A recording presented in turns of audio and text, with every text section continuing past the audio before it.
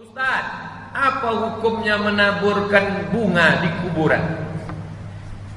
Kata orang yang berdalil, kata dia Nabi kan mencucukkan pelepah korma. Kenapa Nabi menusukkan pelepah korma? Karena pelepah korma itu bertasbih.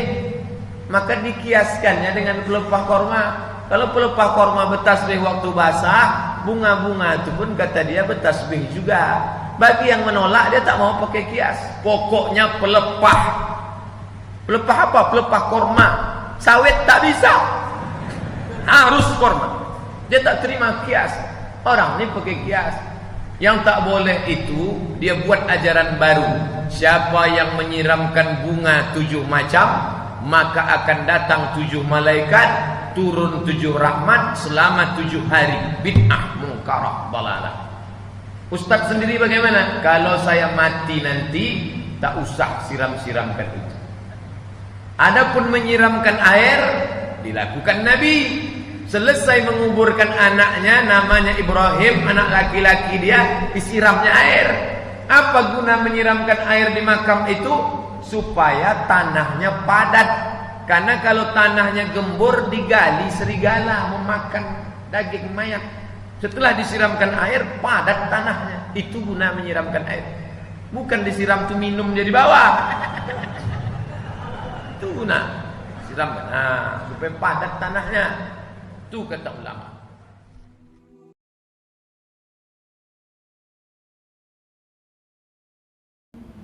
Bagaimana tata cara ziarah ke kubur? Apakah ada doa atau surah khusus yang dibaca pada saat ziarah? Bagaimana dengan kebiasaan menabur bunga dan penyiraman air di kuburan?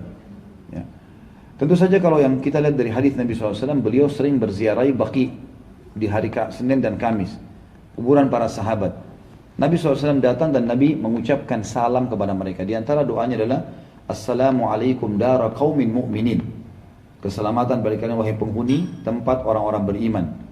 Dalam satu riwayat dikatakan antumus sabiqun nahnu insyaallah bikum lahiqun. Kalian telah mendahului kami dan kami akan menyusul kalian. Ghafarallahu mustaqbilina minkum wal mustakhirina minna. Semoga Allah memaafkan orang-orang yang terdahulu di antara kalian dan orang yang menyusul di antara kami, gitu kan? Maka ini doa dan Nabi SAW sering mendoakan mereka. Allahumma ighfir lahum warhamhum wa'afihim wa'fu anhum. Maafin mereka ya Allah, rahmati mereka ya Allah, gitu kan? Dan berikanlah kepada mereka keselamatan dan seterusnya. Kita boleh berdoa. Itu doa yang saya tahu, yang ziarah kubur. Kalau masalah menyiram dengan air, menabur bunga, belum pernah ada riwayat ini. Tidak pernah ada riwayat masalah ini. Jadi tidak ada hubungannya antara air yang disiram di kuburan dengan selamatnya orang itu nanti dari siksa kubur. Tidak ada hubungannya sama sekali. Sama dengan orang berlebihan memasang marmer, pakai pagar, pakai kelambu. Ada hadis Nabi SAW mengatakan kepada Ali bin Abi Thalib, wahai Ali, saya wasiatkan kepadamu jangan kau temui kuburan di muka bumi kecuali kau samaratakan dengan tanah. Jadi seperti taman makam pahlawan itu sebenarnya kuburan ideal. Jadi rata sama tanah, cuma kotak saja begitu. Itu memang seperti itu sunnahnya Nabi SAW semestinya. Kalau kita kan luar biasa, besar, bangunan segala macam. Ada riwayat lain yang kata Nabi SAW, hai Ali, jangan kamu biarkan bangunan kuburan tinggi dan jangan kamu warnahi atau dikapuri dan jangan ditulisi. Larangannya memang begitu.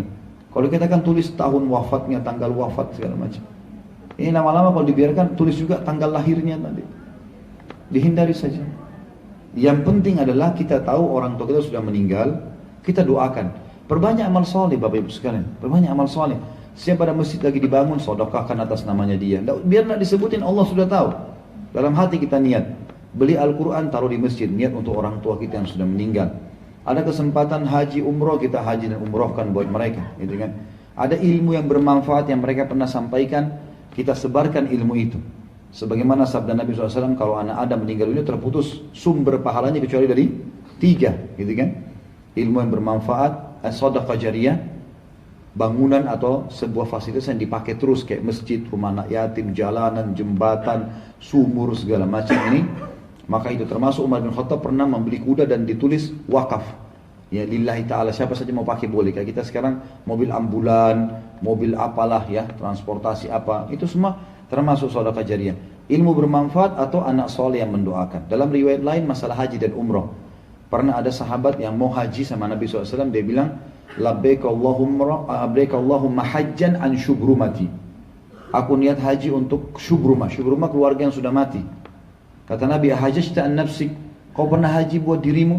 Dia bilang, belum ya Rasulullah. Kata Nabi, huj an nafsik, thumma huj an syubrumati. Haji dulu buat dirimu, baru haji buat kerabatmu yang sudah meninggal. Berarti boleh kita kerjakan. Nah, batasi diri kita di amal-amal ini yang pernah Nabi perintahin. Cukup untuk itu, gitu kan. Allahu a'lam, itu yang kita tahu. Jadi yang menaburi bunga ini betul tidak pernah ada contoh. Maka lebih amannya seorang muslim masuk ke zona yang aman. Kalau meja ini kita bagi dua Bapak Ibu sekalian.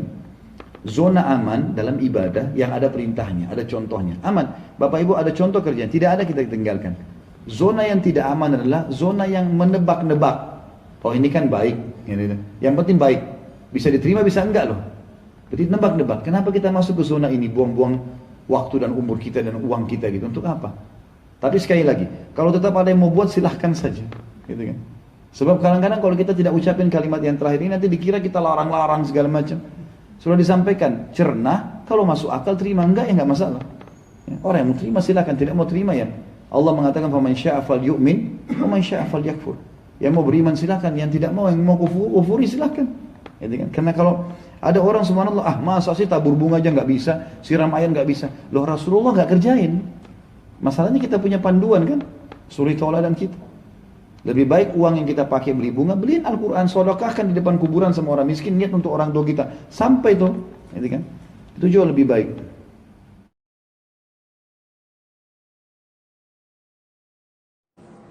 Kalau Ustaz, masih juga Ana rangkum pertanyaan mengenai ziarah Ustaz dari 3 jamaah Zoom yang bertanya mengenai ziarah. Yang pertama dari Ukti Dwi Ulfa Duryana, pertanyaannya, sewaktu berziarah dulu kami bawa bunga dan juga baca doa. Apakah hukumnya bawa bunga tersebut atau mengucurkan air di bagian kepala kuburan?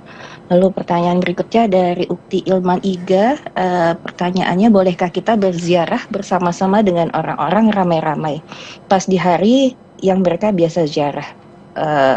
Yang ketiga, pertanyaan dari Ukti Leli, kalau ziarah kubur karena rindu dengan keluarga yang sudah meninggal, bolehkah Ustaz? Demikian pertanyaan, semoga dapat dipahami.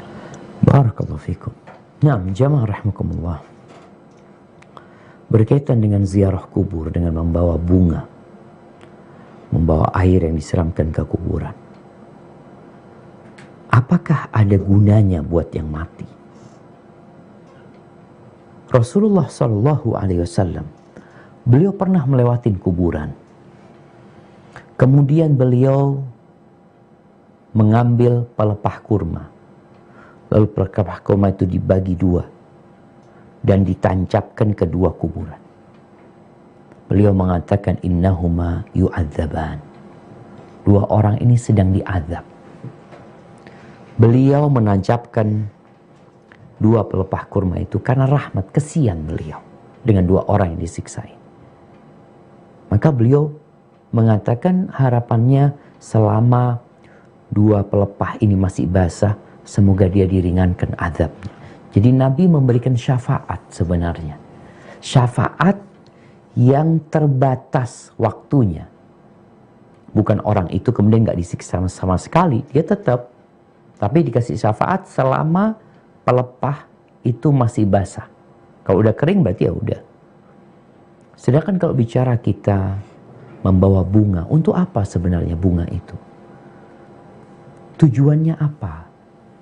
Apakah dengan bunga itu ada keyakinan-keyakinan orang itu akan diringankan azabnya atau apa? Ingat, itu kekhususan buat Nabi alaihi salatu wassalam. Bukan untuk semua orang.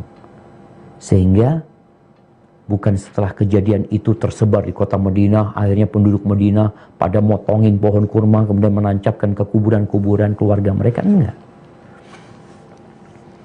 Nah, kemudian kalau bicara ziarah kubur, tujuannya tadi adalah mengingat kematian dan memberikan manfaat buat yang mati dengan mendoakan mereka.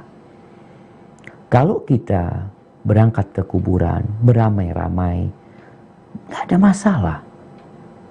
Tapi sekali lagi, tujuannya harus jelas.